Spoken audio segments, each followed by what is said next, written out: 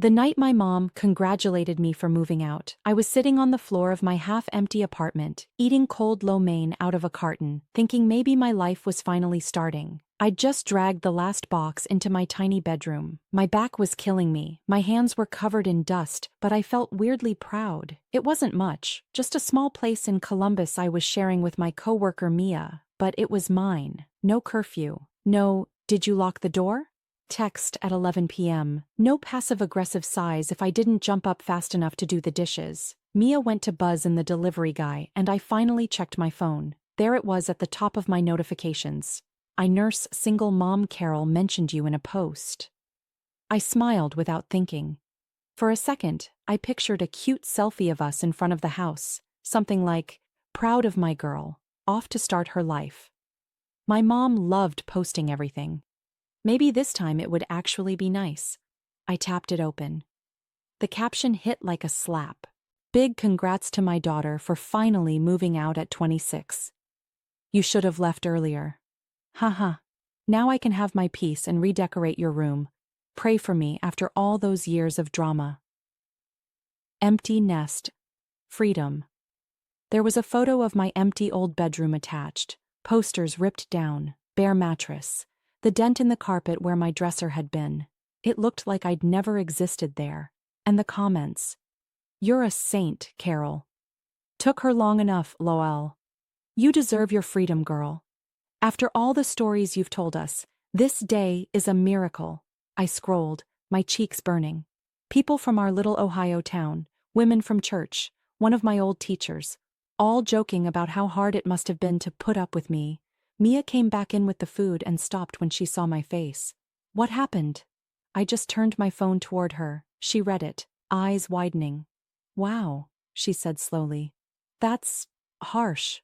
She hugged me at the door. I whispered. She cried. She told me she was proud of me. Then she posted this. Tears started before I could stop them. I felt stupid for crying, like I was proving her point about being dramatic, but it was like my throat had closed up. Mia sat down next to me on the floor. "Lily, you know this isn't normal, right? The way she talks about you online?" I half laughed through the tears. "She's always told stories, since I was a kid. People love her for it." "Yeah," Mia said quietly, "because they're not the ones being turned into content." That word, content, stuck in my head. Growing up, my mom, Carol, was basically a local hero. Single nurse mom, always smiling, always so strong. Everybody at church adored her. People would pull me aside and say, "You're so lucky, your mom works so hard for you." And she did work hard. She pulled night shifts at the clinic, she packed my lunches, she made sure I had school supplies. I never went hungry. But there was always this show. When I was 13 and didn't make the cheer team, I cried in my room for a bit. I was embarrassed. The next night at church, she told the whole small group. Lily sobbed for an hour. She's always been my little drama queen, and everyone laughed while I sat there, wanting to disappear. When I got my period for the first time, she turned it into a funny story for her coworkers. When I had a crush, she'd act it out for her friends at the salon. Every private thing that happened to me became material. Then social media came along and handed her an audience. Her accounts were full of single mom humor. Stuff like, "When your adult child expects you to be their maid, girl, no, raising my roommate," or "Some days I can't tell if I'm raising a daughter or a permanent patient." That last one she posted the day I had my first panic attack in community college. I'd called her from a bathroom floor, shaking, sure I was dying. She picked me up, yes. She held my hand, yes. Then she went home and posted about my grown daughter sobbing because life is too much. I saw it by accident a few days later and stared at my phone, face hot, but I told myself, she's just venting. She's under a lot of stress. I kept giving her that grace long after she stopped giving it to me. So when she posted, "You should have left earlier," haha, something in me cracked. I'd just handed her $600 in last month's rent the week before. I'd lived in that house my entire life, worked since I was 20, done most of the chores, and she'd still framed me as this burden she'd finally been freed from. I didn't answer her. I didn't comment. I just shoved my phone aside and went out on the small balcony to breathe. The parking lot view wasn't much, but the air felt different out there. Mine. Away from her walls, her rules, her narratives. That night, another piece of truth dropped on me. Mia and I were splitting bills at the little kitchen table. She pulled up the rent receipt on her phone. "Can you send me your half by Friday?" she asked. "It's $425. I blinked. "Wait, your half is $425? "Yeah," she said. "Why?" "I was paying my mom $600 for that one room at her house," I said slowly. "She always said she was giving me a deal because she could charge more if she wanted." Mia frowned. "Rent in your town is cheaper than here. She was definitely not giving you a deal." Later that night, I looked up room rentals around my mom's neighborhood. Every listing I saw was lower than what I'd been paying. Not by a little, by a lot. All the guilt I'd carried, feeling like I didn't contribute enough, like I was a financial drain, suddenly looked different. She hadn't just been helping me. She'd been quietly making money off me while telling people I was freeloading. I opened the Notes app on my phone and started a list. At the top, I wrote, "What Mom did." Under it, "Charged me above market rent, turned my private life into jokes, made people think I was lazy, ungrateful." It felt ridiculous and petty to write it out, but seeing it in black and white made it harder to gaslight myself. The next twist came from a boring adult thing I'd never bothered with: my credit report. One night, Mia was talking about trying to get a car loan, and she mentioned, "When I first moved out, my ex had wrecked my credit. He took out a phone contract in my name, took forever to fix." "Wow," I said. "That's awful." "Yeah," she said. "Have you ever checked your credit?" I shook my head. "I have my student card and my car loan. I pay on time, so I guess I just assumed it was fine." "You should still check," she said, "just to make sure there's nothing weird." The next day on my lunch break, I went on the official site and pulled my report. It took a few minutes to answer all the security questions. When it finally loaded, my stomach dropped. There were accounts listed I didn't recognize. 3 of them, all store cards.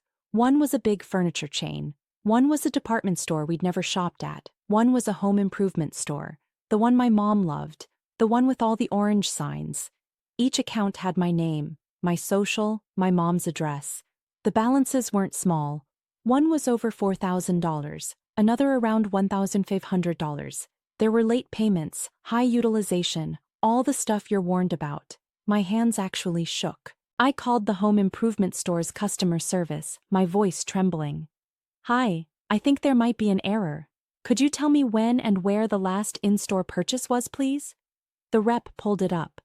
"Looks like the account was opened 4 years ago. Last major purchases were 2.5 years ago at our town location. It shows bathroom fixtures, tiling, installation."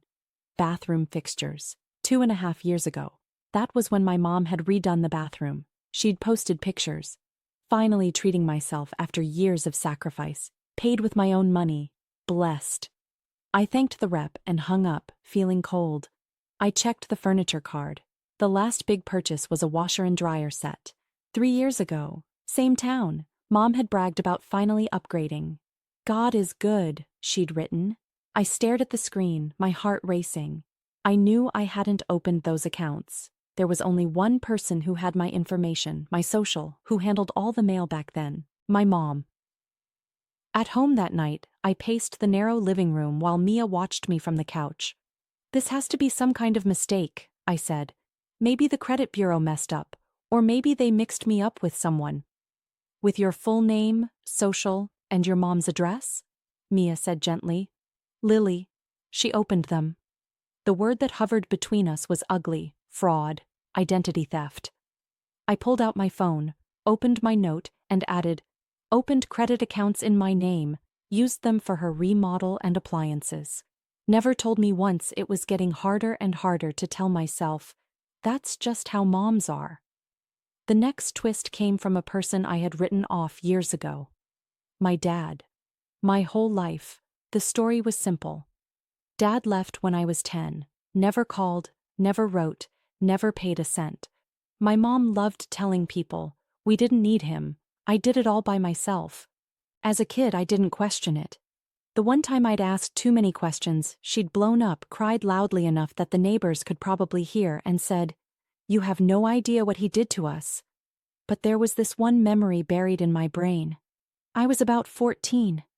We were arguing because I wanted to go on a school trip that cost a couple $100. She'd snapped, "Ask your father for it if you think money grows on trees."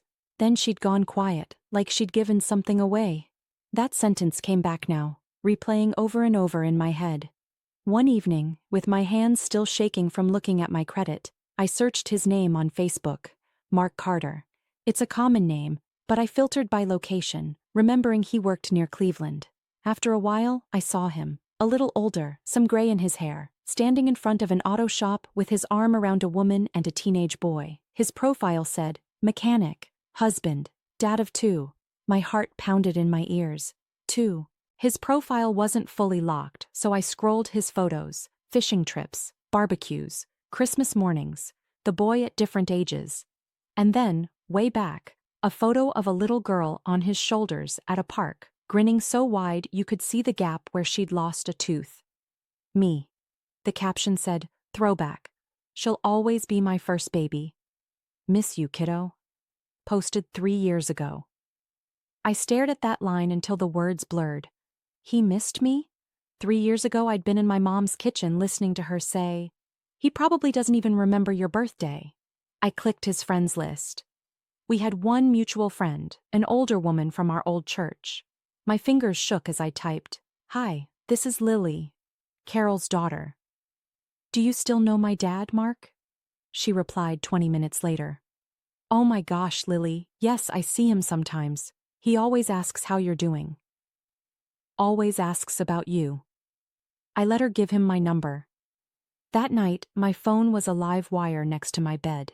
Every buzz made me jump. 2 days later, while I was stapling forms at work, a text came in from an unknown number. "Hi Lily, this is Mark, your dad. If this is unwanted, I'll disappear. I just want you to know I've never stopped thinking about you.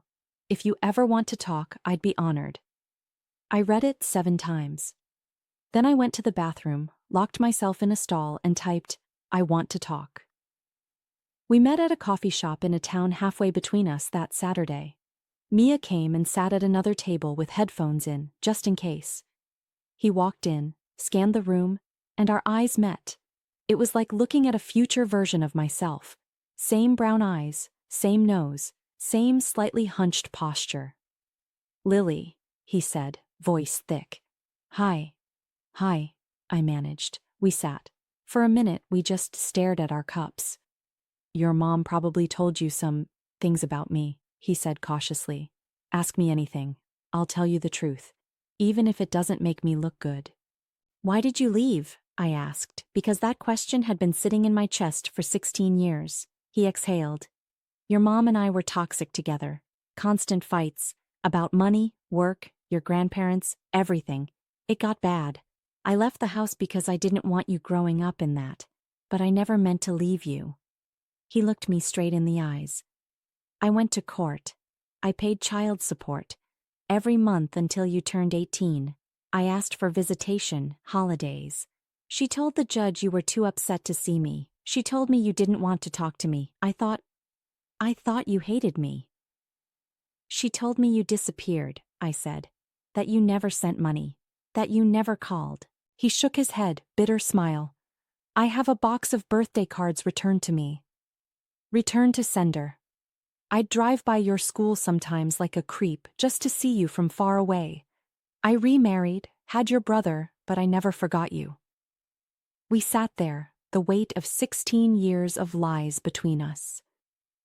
"Did you send money for my surgery?"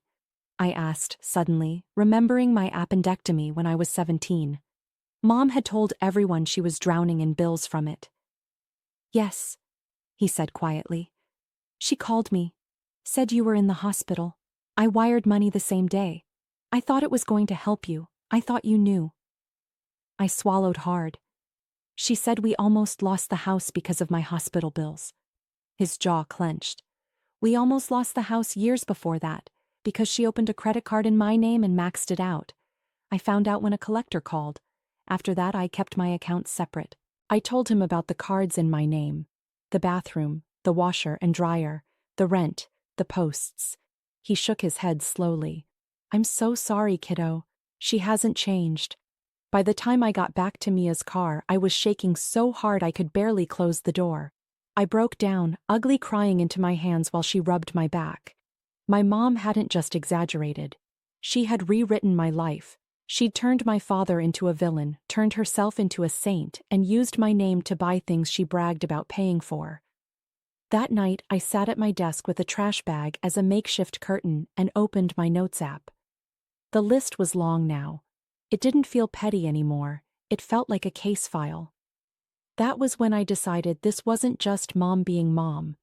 This was going to have consequences. The next week, I made an appointment with a lawyer. I found a small firm downtown that handled consumer issues and family stuff. The lawyer, Rachel, was calm, with kind eyes and no nonsense in her voice.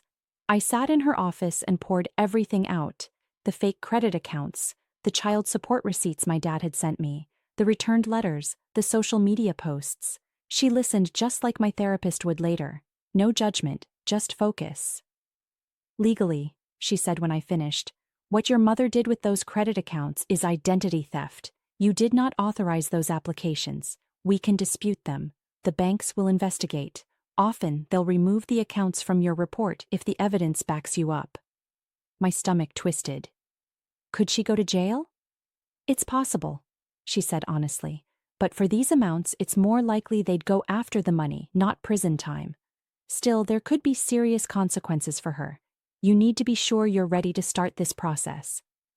I thought about my mom's Mother of the Year posts, those laughing comments about putting up with me, the years of me paying inflated rent while she played martyr. I'm ready to fix my life, I said. I don't know if I'm ready for her to go to jail, but I'm ready to not take the hit for what she did. Rachel nodded. Then we start with disputes. We'll file with the credit bureaus and the store cards. We'll also send your mother a formal letter making it clear you're aware of the accounts and that she is to cease using your information. She paused. You also mentioned she posts about your mental health, mocks you by name. We can send a separate letter demanding she remove those posts and stop using your name and image without permission. It might not go to court, but it establishes a boundary.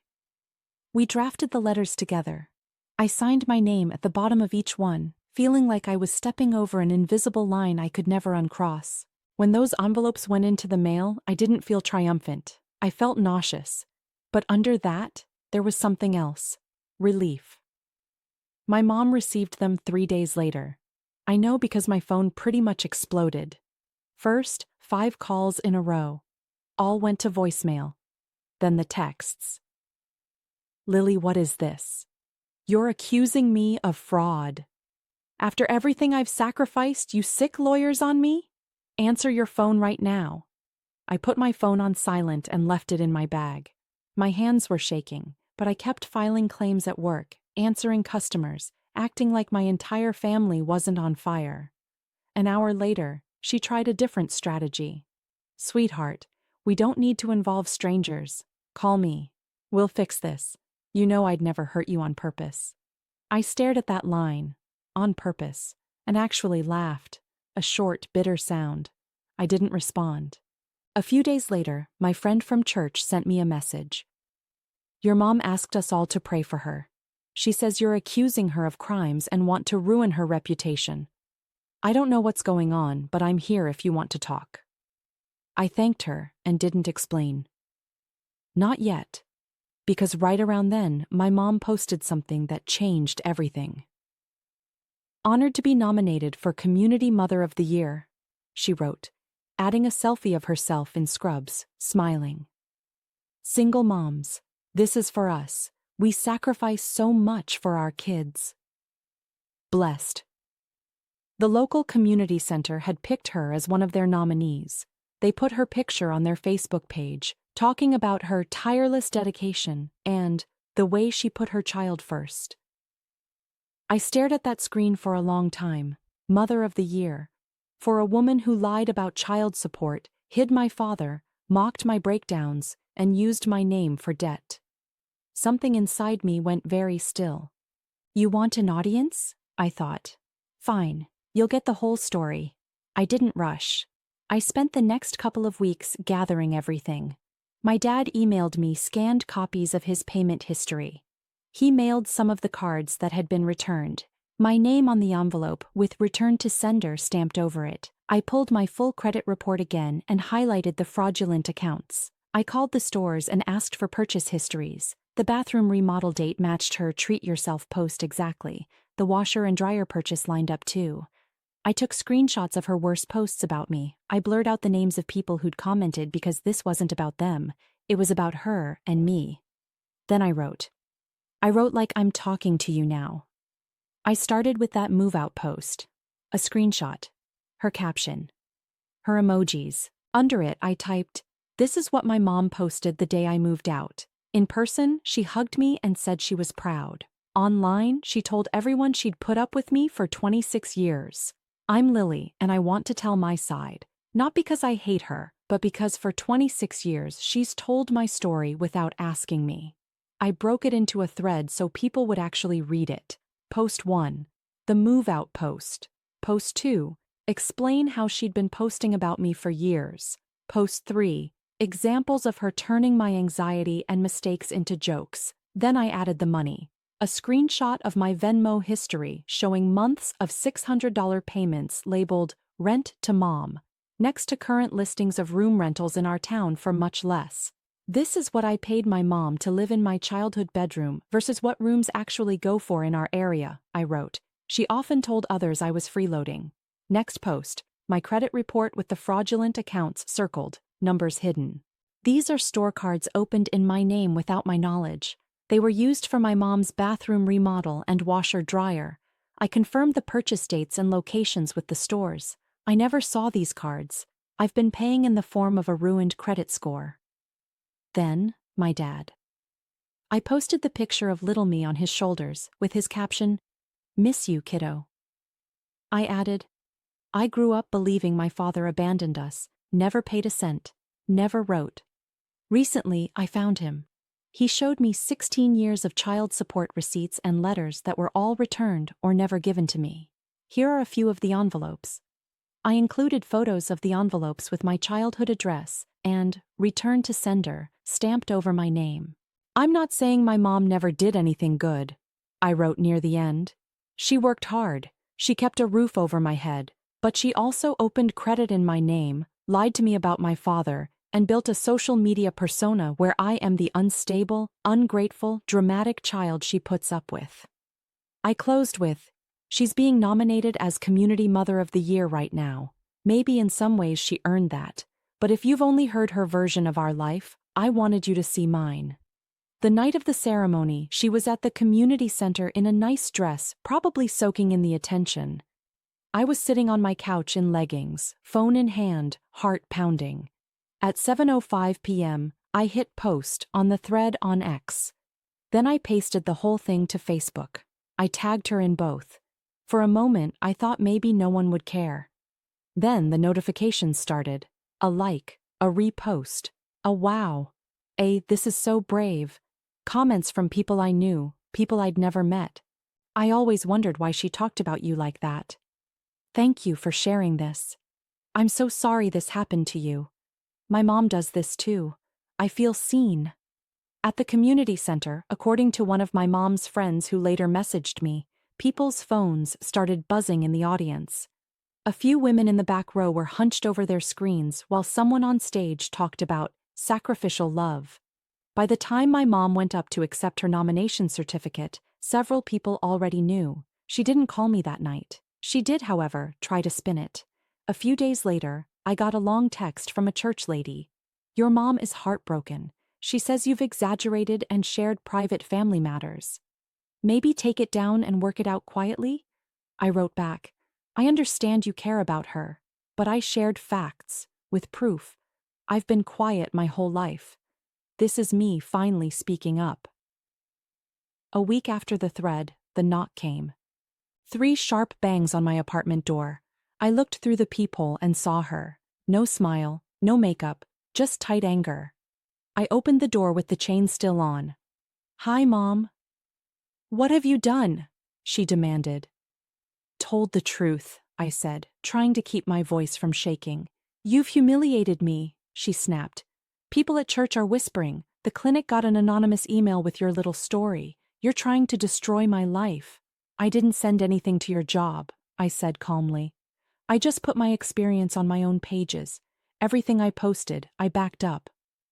You left out context, she said. You made it sound like I'm some criminal. Those cards? That bathroom? That washer and dryer? They were for the house. For us. You use that bathroom every day. That's not the point, I said. The point is, you used my name and social without asking. You ruined my credit. You lied to me about Dad. You turned my panic attacks into jokes. And when I moved out, you mocked me publicly. She scoffed. You're always so dramatic. You've always done this. Blown everything out of proportion. I worked myself to the bone to give you a life, and this is how you repay me? I am grateful for the good things you did, I said. But gratitude doesn't mean I have to stay quiet about the harm. That's not how it works. Her eyes narrowed. Take it down. Now. Call off the lawyer, delete the posts, or I swear. You swear what? I asked. That you'll post more about your toxic daughter online? You've already done that. The difference now is people can see both sides. She stared at me for a long second, breathing hard. You're dead to me, she said finally. Don't come crawling back when your father gets sick of playing hero and your little online fans move on. The words hit hard.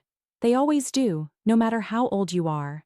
But under the sting, there was this surprisingly solid place in me that just thought, I don't need you to choose me anymore. I've chosen me. I'm not dead, I said quietly. I'm just done. She glared a second longer, then turned on her heel and stomped away. The stairwell door slammed. I closed my door, slid down it, and cried. Not because I regretted what I'd done, but because even when you win, loss still hurts. The months after that were a slow burn kind of revenge. The credit companies investigated. One card wrote me saying they'd determined the account was fraudulent and were removing it from my report. Another froze the account and asked for more documentation. My score inched up. My dad and I built something real, slowly. Coffee every few weeks, meeting his wife Lisa, who hugged me like she'd been waiting to, getting to know my half-brother Josh, who thought it was cool to suddenly have a big sister. My mom kept her job. The world didn't end for her. But things shifted. She stepped down from leading the women's group to focus on herself. Some of her endless, my crazy kid posts vanished. Her followers dropped a little. A few of her loudest cheerleaders went quiet or even messaged me to say, I'm so sorry, I didn't know. Then, about 6 months after my thread, I got an email from her. Subject line, Lily. Lily, it began, I don't agree with how you chose to handle things. I still think you exaggerated and made me look worse than I am, but I can't pretend there wasn't truth in what you said. I read on, heart in my throat. I did open those store cards in your name, she wrote. At the time, I told myself it was for us, for the house. I didn't think about your credit.